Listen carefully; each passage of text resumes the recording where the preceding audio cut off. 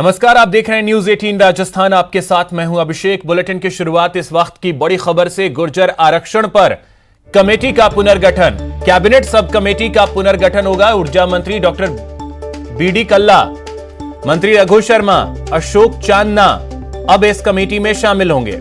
पूर्व में मास्टर भंवरलाल मेघवाल थे इस कमेटी का हिस्सा। समय समय पर समीक्षा ये कमेटी करेगी। तो ये बड़ी खबर आपको बता दें, गुर्जर आरक्षण को लेकर कमेटी का पुनर्गठन किया गया है। कैबिनेट सब कमेटी का पुनर्गठन हुआ है और अब इस कमेटी में ऊर्जा मंत्री बीडी कल्ला, मंत्री रघु शर्मा, अशोक चांदना शामिल हैं।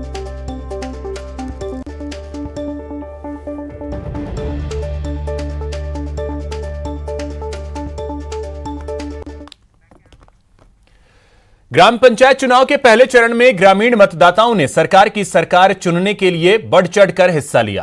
पहले चरण में लगभग 84% मतदान हुआ। 25 जिलों की 934 ग्राम पंचायतों के लिए शांतिपूर्ण एवं निष्पक्ष तरीके से मतदान संपन्न हो गया। चुनाव प्रक्रिया में 31,68,646 मतदाताओं ने अपने मताधिकार का प्रयोग किया। बाड़मेर जिले की धोरीमन्ना पंचायत समिति में सबसे ज्यादा 94.66% मतदान हुआ, जबकि सबसे कम मतदान जालौर जिले की सायला पंचायत समिति में 66.18% मतदान हुआ। पहले चरण के 55 पदों पर रविवार देर रात चुनाव स्थगित कर दिया गया, जिनमें उदयपुर की सराड़ा, गोगुंदा की पंचायत समितियां शामिल थीं। दरअसल खेरवाड़ा में बने अराजकता के हालात के कारण यहां चुनाव स्थगित कर दिए गए थे।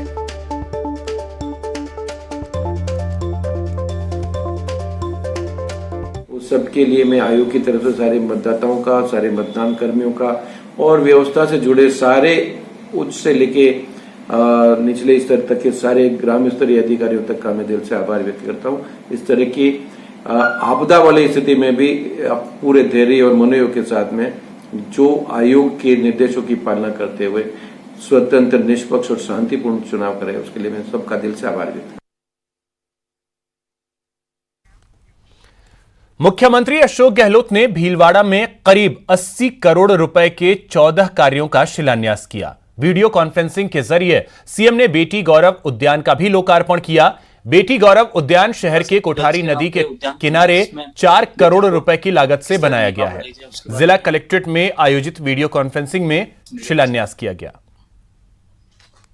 अलग अलग रोड्स के काम है। ये बेटी गौरव उद्यान भीलवाड़ा में प्रयोग हुआ सर। गर्ल्स के नाम पे उद्यान बना है, जिसमें बेटी को आज माननीय मुख्यमंत्री महोदय द्वारा यूआईटी भीलवाड़ा के कुल 80 करोड़ रुपए के कामों का शिलान्यास और लोकार्पण किया गया।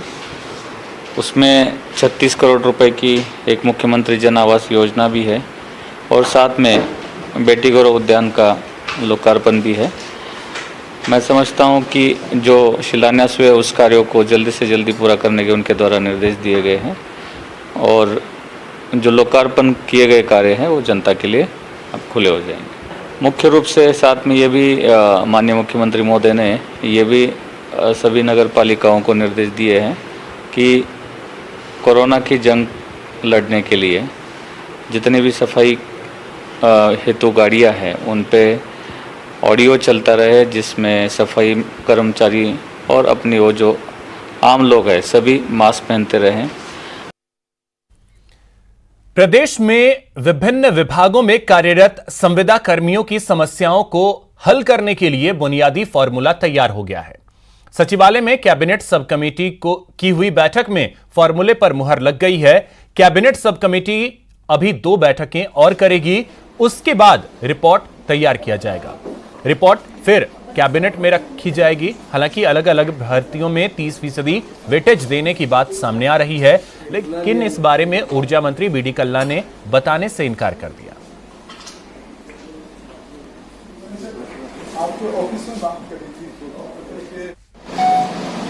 सर आज मीटिंग ली है, क्या हल निकला संविदा कार्मियों को? देखिए, मैंने शुरू में ही आपको कई बार बताया, कैबिनेट सब कमेटी की मीटिंग जब होती है वो बहुत गुप्त होती है और उसमें कई प्रकार की जानकारियां वगैरह जो होती है वो बिना कैबिनेट को रिपोर्ट किए बताई नहीं जा सकती।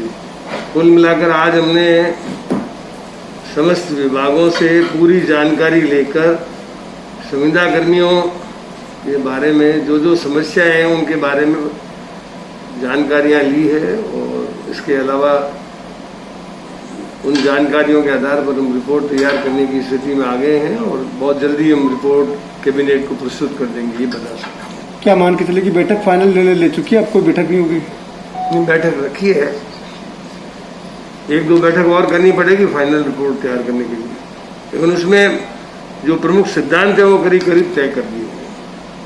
सर, आइडेंटिफाई हो गए कितने संविदा कर्मचारी हैं, किस किस तरह के कैटेगरीज को? ये नहीं बता सकता मैं, चीजें ऐसी होती है जो कैबिनेट के सामने ही रखी जा सकती है। लेकिन आइडेंटिफाई तो कर दिया ना, बता। हाँ, अलग अलग विभागों से जानकारियां प्राप्त हो गई हैं। डीजीपी भूपेंद्र सिंह ने प्रदेश के पुलिस कर्मियों को कोरोना संक्रमण के रोकथाम के लिए सजगता से कार्य करने का आह्वान किया है। डीजीपी ने पुलिस कर्मियों से सोशल डिस्टेंसिंग की सख्ती से पालना और बाकी गाइडलाइंस की पालना के लिए लोगों को प्रेरित और प्रोत्साहित करने का आग्रह किया। राजस्थान पुलिस के मेरे सभी साथियों, पिछले 1 वर्ष में आप सब ने अलग अलग क्षेत्रों में अपने हिसाब से अपने सामान्य रोज़मर्रा के काम के अलावा अपने दायित्व के इतर बहुत से क्षेत्रों में महत्वपूर्ण योगदान दिया है।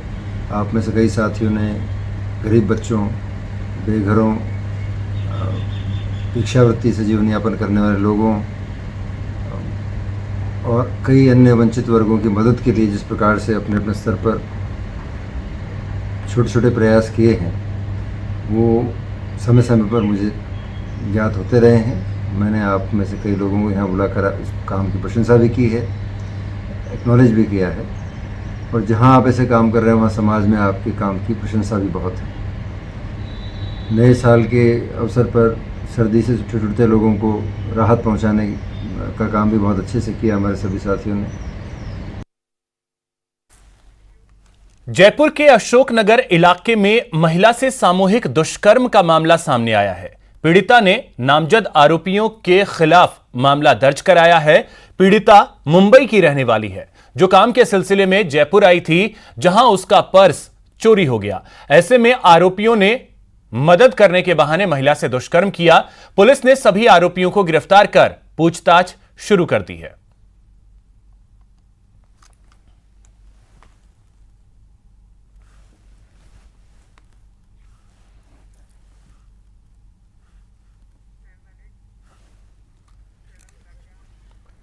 कोटा के सीएडी सर्किल के पास एक होटल में प्रॉपर्टी विवाद को लेकर जमकर बवाल देखने को मिला, जहां होटल मालिक के बेटे पर मां बेटी ने बदमाशों के साथ मिलकर तलवार से हमला कर दिया। गंभीर हालत में होटल मालिक के बेटे को अस्पताल में भर्ती करवाया गया।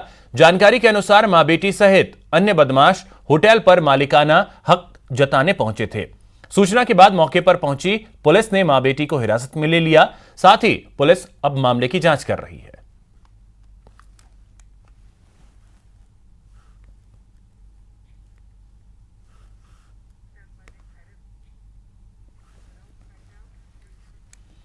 सवाईमाधोपुर में नाबालिग से दुष्कर्म करवाने की आरोपी पूर्व बीजेपी महिला जिलाध्यक्ष सुनीता वर्मा और उसके साथी हीरालाल सवाईमाधोपुर पुलिस के रिमांड पर चल रहे हैं।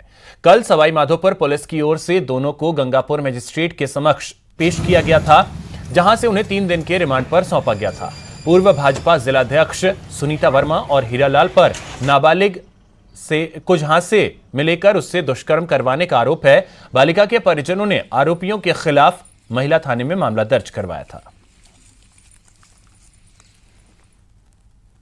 ये एक नाबालिग बच्ची है जिसके पेरेंट्स ने 22 तारीख को महिला थाने में प्रकरण दर्ज कराया था कि सुनीता वर्मा जो जिला महिला मोर्चा की SC/ST प्रकोष्ठ जिला सवाईमाधोपुर की अध्यक्ष है, इसके द्वारा और एक हीरालाल इसका साथी है, उस बच्ची को जो है ब्लैकमेल करके और कई जगह जो है दबाव देकर जो है उसका मिसयूज किया, उसका दुर्व्यवहार किया, और इस तरह की रिपोर्ट दर्ज होने पर जो है अनुसंधान किया जा रहा है। इन दोनों को अरेस्ट कर लिया।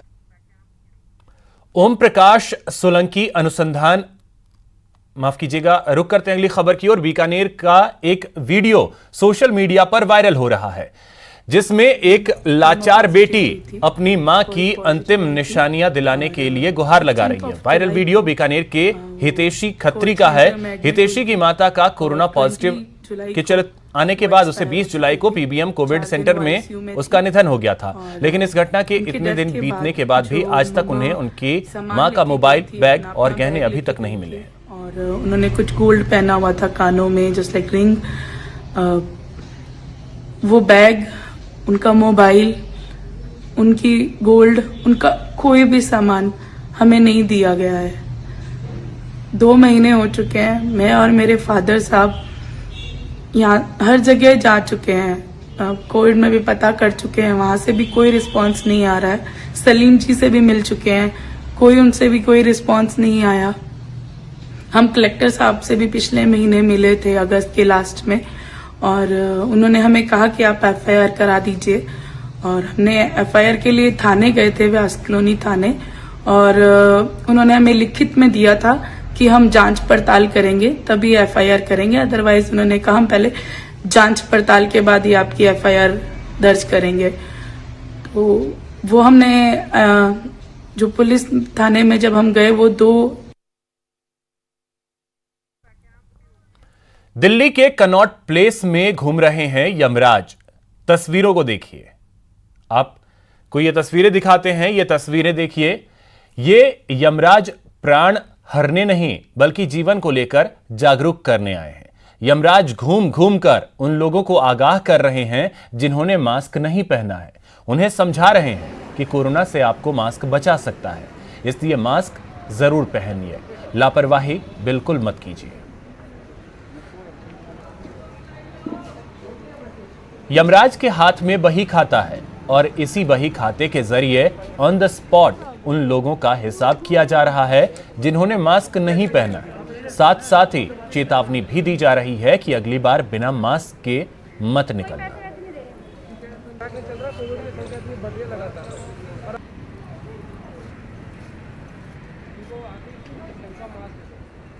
अभी हम लोगों को जागरूक कर रहे हैं कि सभी लोग मास्क पहन के निकले घर से। यदि कोई बिना मास्क के घर से बाहर निकलता है तो हम उस पर 500 रुपये की पेनल्टी लगाते हैं, चार्ज।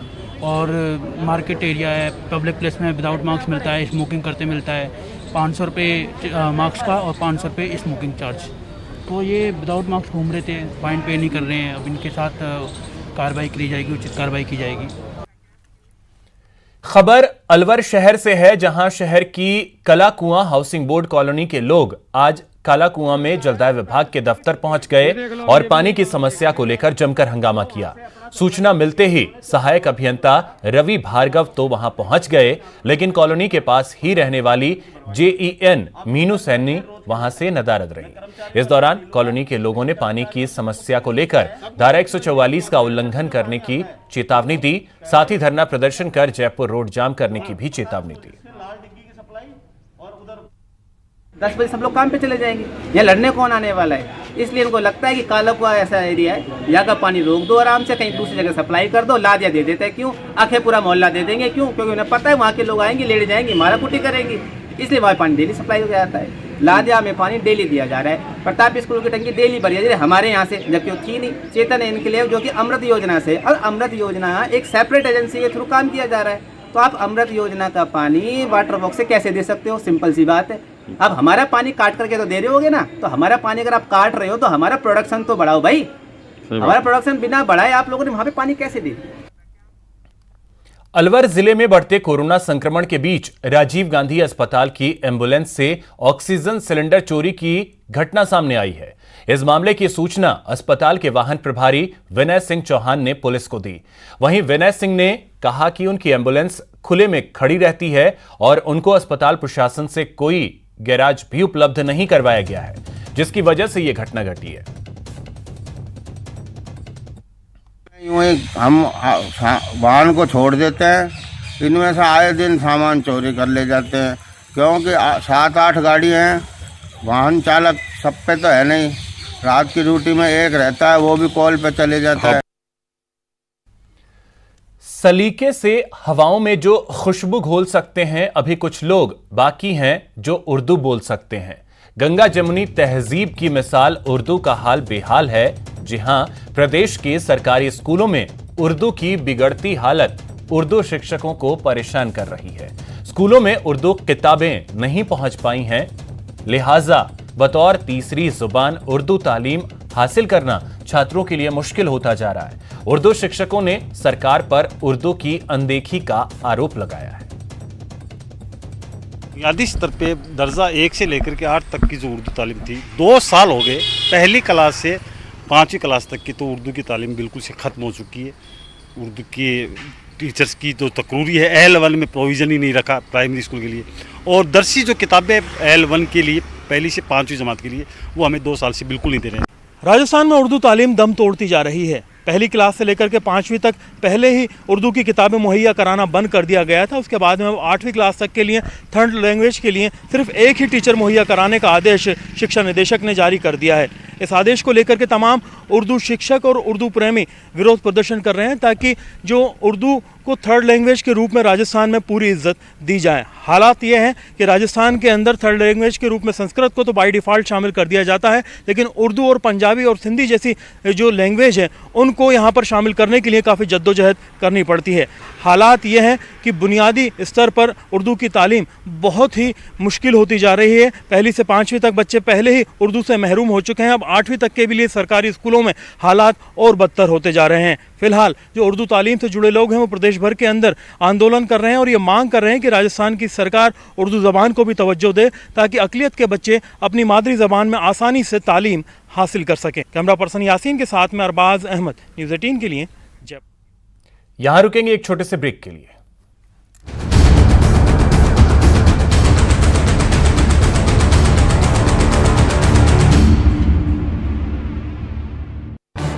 इस न्यूज हेडलाइंस के प्रायोजक पेट सफा आयुर्वेदिक जूस। पेट सफा, हर रोग दफा।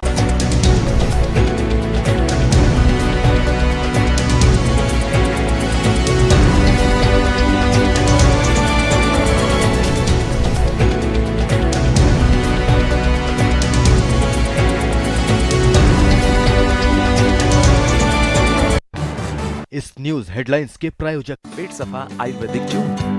पेट सफा, हर रोग दफा। सियासी घमासान की करेंगे आपसे हर बात, पहुंचाएंगे आप तक हर खबर। बस आप सुरक्षित रहिए, कोरोना से बचिए और देखिए 30 मिनट में हिंदुस्तान, सिर्फ न्यूज़ 18 राजस्थान पर।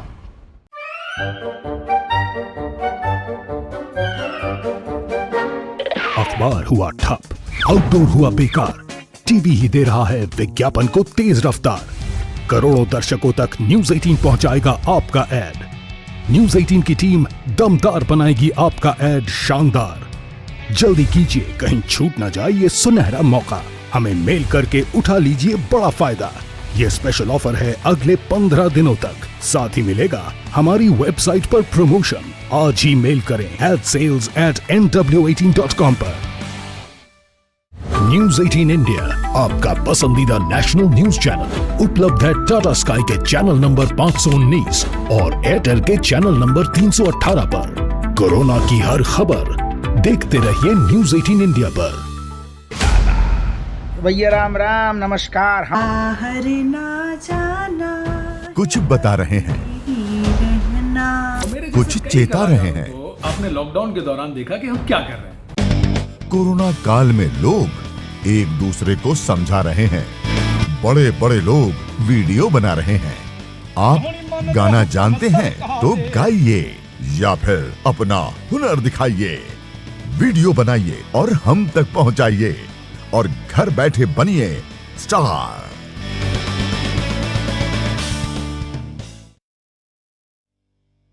न्यूज़ 18 इंडिया, आपका पसंदीदा नेशनल न्यूज चैनल, उपलब्ध है डिश टीवी के चैनल नंबर 663 और D2H के चैनल नंबर 306 पर। कोरोना की हर खबर देखते रहिए न्यूज़ 18 इंडिया पर। आधे घंटे में प्रदेश का पूरा हाल, तेज भी तर्रार भी। घड़ी मिला लें हमारा वादा, कम समय में ज्यादा से ज्यादा, 30 मिनट में राजस्थान। अहम है विचार सरकार के फैसलों पर। लोगों का रेजिस्टेंस जरूरी है खरी बात, हर किसी की भागीदारी पर। और सवाल उठाने से ही मिल पाएगा जवाब। उनकी चिंताएं किस तरह की? आप कोरोना से लड़िए, आपके लिए हम करेंगे कोरोना पर हर एक सवाल। प्राइम डिबेट सिर्फ न्यूज़ 18 रैप।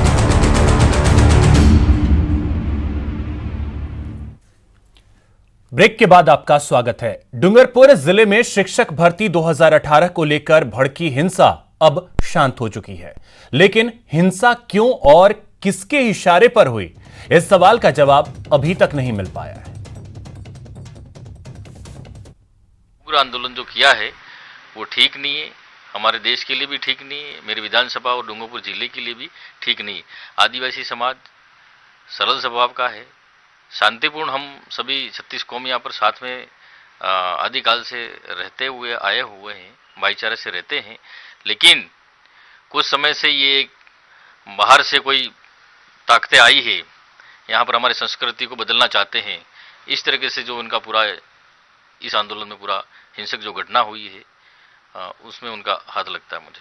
जैसा कि आपने बताया कि आपको बदनाम करने की साजिश चल रही है और बाहर से लोग आए, आखिर में कौन लोग हैं?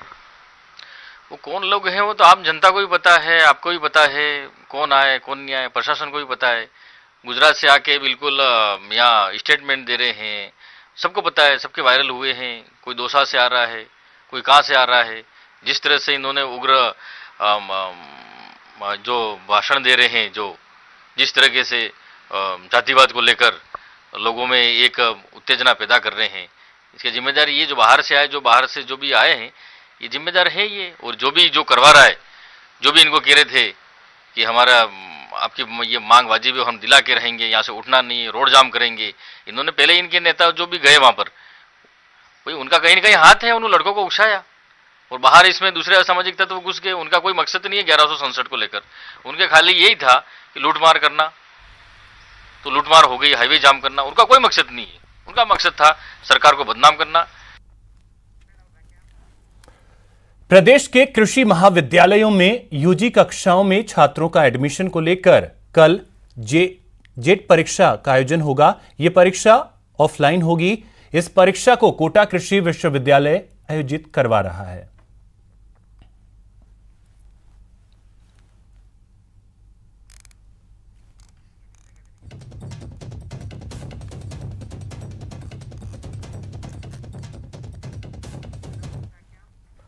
प्रदेश के राज्य वित्त पोषित विश्वविद्यालयों में से उत्कृष्ट विश्वविद्यालय को चांसलर मेडल और प्रशस्ति पत्र प्रदान करने की पहल हुई है।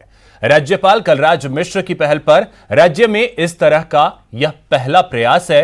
राज्यपाल कलराज मिश्र ने कहा है कि इससे विश्वविद्यालयों में शिक्षा का नया माहौल बनेगा और स्वस्थ प्रतिस्पर्धा होगी। इससे राज्य के युवा वर्ग को लाभ मिलेगा और विश्वविद्यालयों का बेहतर तरीके से विकास होगा। राज्यपाल कलराज मिश्र के निर्देश पर राज्यपाल के सचिव सुबीर कुमार ने इस संदर्भ में राज्य के सभी राज्य वित्त पोषित विश्वविद्यालयों को पत्र भेजे हैं। राज्यपाल महोदय,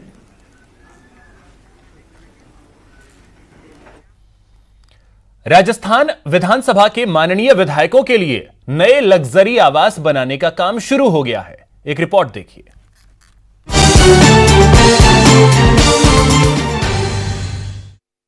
एक बीच में बहुत ही खूबसूरत करीब 20,000 मीटर का एक पार्क रखा गया है। इसके अलावा यहाँ पे एक क्लब हाउस की व्यवस्था रखी गई है, जिसमें स्विमिंग पूल भी है, जिम भी है, ओपन जिम का प्रावधान भी है। बगीचे में भी बहुत अच्छा वॉकवे और ये जॉगिंग ट्रैक और इन सब की व्यवस्था की जा रही है। कोरोना काल में भले ही सरकार के राजस्व पर असर पड़ा हो, लेकिन माननीयों के बंगले के लिए बजट की जरूरत पूरी कर ली गई है। प्रोजेक्ट का काम शुरू हो गया है। एक बंगला न्यारा बनाने के लिए जिसमें कुनबा रहे सारा। प्रदेश की राजधानी जयपुर में बंगले का सपना जल्द साकार होने जा रहा है। राजस्थान के विधायकों को सरकारी सुविधाओं के तहत मिलने वाले घर में अब हर वो सुविधा मिलेगी जिसे लोग रुपहले पर्दे पर देखते थे। फिलहाल इतना ही। नमस्कार।